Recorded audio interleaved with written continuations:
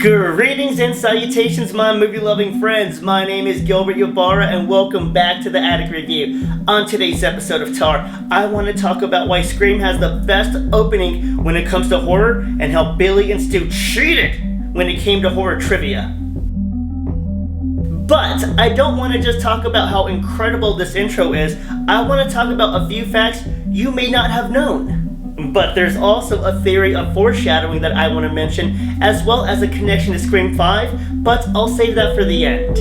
Yes, in my humble opinion, I believe that Scream has the greatest opening in horror. I've heard Ghost Ship for that title.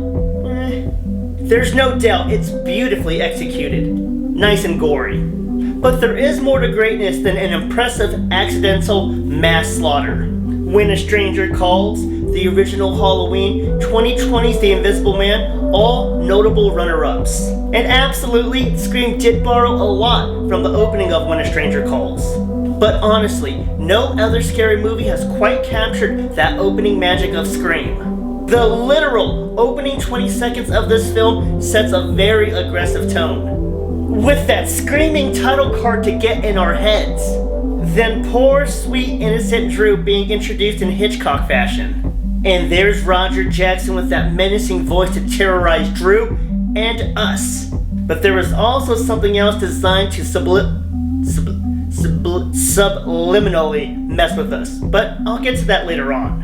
But back to Jackson's voice, as it goes from rizzing up Casey Becker and trying to ask her out on a date, to gleefully explaining how he wants to see what her insides be looking like. More and more, we're starting to feel a little unsafe with Casey in that big-ass house with way too many doors and windows. And as she is going around locking all 57 doors to her house, Wes Craven is toying with us.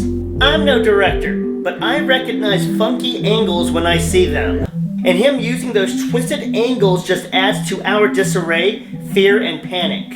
We went from a friendly conversation about some scary movies to Casey being forced to play horror movie Trivial Pursuit. And after the killers cheat, we'll get to that later, we get our first glimpse of the killers. Seeing the flash of that black robe flying across the house, just wow.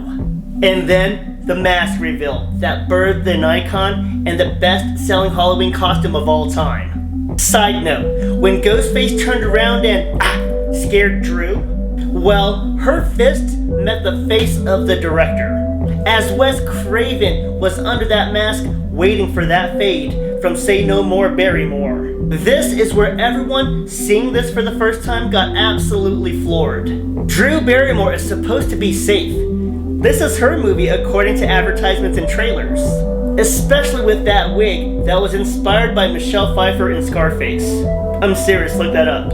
She's the big name in Hollywood, but oh shit, she just got a blade in her. On the ground like, I'm bleeding. We're over here like, get up Drew, shake that shit off.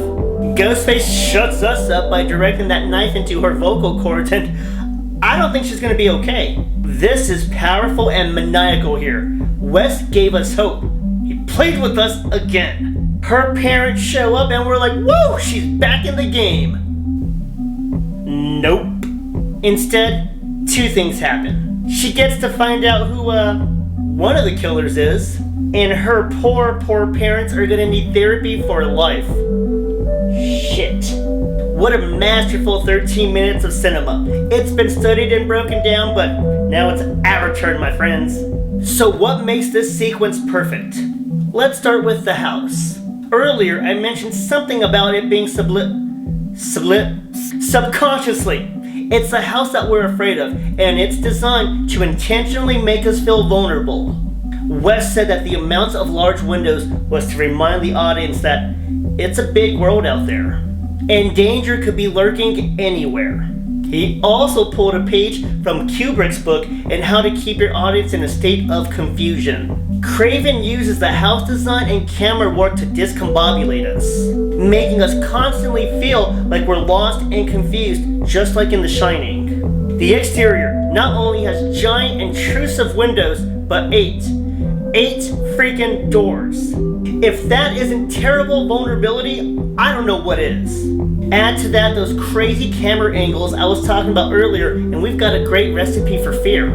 Survival instinct is to find a way out when danger is around. But we have no idea what is to the left or the right in that house, so we can't help Casey. Like we could anyways. The house scaring us? Check. Now, costume design. This mask is unsettling and iconic for a reason. It's a scary ass mask. But the mask wouldn't have been as effective without that daunting robe. Those first images of the killer flying through Casey's hallways really looked like an evil spirit doing evil shenanigans shit. This isn't a hockey mask or William Shatner's face. This is a mask designed to incite fear. House and costume? Check. The voice. Have you ever heard anything so sinister and charming at the same time? I swear, Roger Jackson has vocals created from the ghosts of killers past, and is scarily enthusiastic about his work. And Drew Barrymore never met Mr. Jackson. He was out of sight, so it was as if she was truly talking to stranger danger. To also get her riled up, Craven knew that she was an animal lover, so he would spout off true cases of animal abuse to get some more pain out of poor Drew. Fun fact about that phone situation, someone forgot to unplug it, so 911 operators really thought there was a killer doing killer things. The beginning tells us early on that it is super meta and self-aware. From the horror talk and pop quiz hotshot, to Casey's parents mentioning a direct line from Halloween by referencing the Mackenzies, their neighbors, and Laurie Strode's neighbors. Now what truly set us apart from the rest of its peers was what happened to Drew. She is Steven Spielberg's goddaughter. She is Hollywood's darling. She's a marquee name. Marquee names are safe in the opening scene. The marquee names are all over the posters, advertisements, and they go on to be the final girl. Barrymore sucker punched all of us and said, "Watch this." Instead of being Sydney like she was cast, she wanted to shock the audience and volunteered to be Casey Becker. Her performance was flawless, powerful, and moving because she's an amazing actress and slightly because Craven tortured her Kubrick style. One of the key moments often overlooked is of her unmasking her killer. Surprise, motherfucker. Drew's facial expression killed us as she was being killed. That look of, "I know you, why are you doing this?" was heartbreaking. And like writer Kevin Williamson pointed out, it started the clock on the mysterious whodunit element which was key to this movie. In 1996 and 97, horror was revitalized because of Drew Barrymore changing the game. That decision to sacrifice herself as the opening kill was genius. What makes things interesting is when they're unpredictable, so Drew being gone so early was a shock and a sign of something special. Also something special, pay attention, Drew Barrymore doesn't like wearing shoes, so watch the movie and you'll see her running around with no socks or shoes. Respect to her for filming barefoot considering those outside chase scenes, but I don't blame her. I hate wearing shoes. Do you think I'm wearing socks or shoes right now? This movie and opening was not afraid to break the rules and knew the audience well enough to keep us off balance as it redefined the slasher genre. Casey Becker's death was an unparalleled move, and wow did it pay off to make this the greatest horror opening ever. Now to talk about how those bungholes, Billy and Stu, cheated. We know Casey was never meant to win or survive, but rigging the game is monstrous. Kevin Williamson himself said at a trivia night in a bar, that same question that stumped Casey stumped everybody at that bar. Why, you ask? It's a simple question. Is it though? Well, A, it's easy to say that in retrospect, and when you don't have to answer a crazed killer wasting his anytime minutes harassing you. And B, that was a loaded question intended to trick Casey and us. Just like the bar Williamson experienced, no one except hardcore fans of the original talk about Pamela V that much. Just like I said in my video saying how boring the original was, which I got a lot of hate for, but this kind of proves it. If they said who was the killer in the first or the original Friday the 13th, now you can get a fair answer. But in regards to the franchise as a whole, we don't say, oh yeah, Jason's mommy, Joey's daddy, and Jason. No, we say Jason. Jason, Jason, Jason! If you're gonna ask a general question, accept a general answer, you cheating sons of... Before I end this, I gotta mention the tree swing theory that I kinda touched on earlier and how it relates to Scream 5. Pay attention to the Becker house as we see the house showing us a swing hanging from the tree. That wasn't an accident.